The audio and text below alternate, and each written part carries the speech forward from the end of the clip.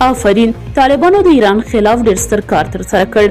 طالبانو آخر هم د ایران جاسوسي دفترونه په افغانستان کې پیدا او بند کړل. سلام قدرمنو لیدونکو، ستړي مشئ، زموږ یوټیوب چینل ته ښه راغلاست. که څه هم ایران دا غوښتل چې طالبانو واک ته ورسیږي، خو د طالبانو په واک ته رسیدو سره د ایران او طالبانو ترمنځ ډېر جنجالونه شروع شول.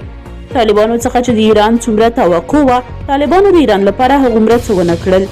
ایران ډېر کله له طالبانو غواړي چې ایران ته د اوبه ورپرېږدي، خو طالبان بار بار ورته وایي چې اوس وخت کې موږ دومره اوبه نه لرو چې خپله ګټه ترې واخلو او اوبه ډېرې کمې دي. که ایران ته یې درخوشي هم کړو، بیا هم ایران ته نه رسیږي.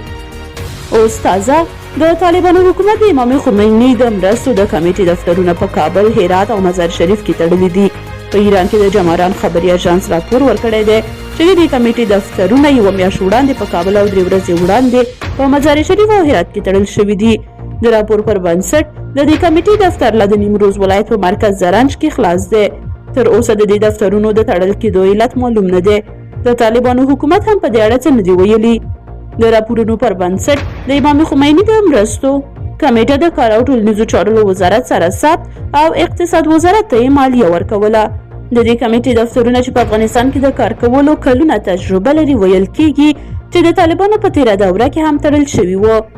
د یادونې وړ ده چې د جمهوریت وخت کې ایران په ډېره سپین سترګي افغانستان کې د حکومت په مقابل کې ډلې تقویه کولې چې له هغې جملې څخه یو هم علیپور و چې ویل کېدل هغه ته وسله او کسانو ته یې معاش د ایران لخوا څخه ورکول کېږي او ډېر امکان لري چې د ایران د اوسني دفترونو به هم همدلته شکمنې کړنې ترسره کولې او طالبانو خلاف به یې خلک راپورته کول، نو ځکه طالبانو هم یاد دفترونه وتړل.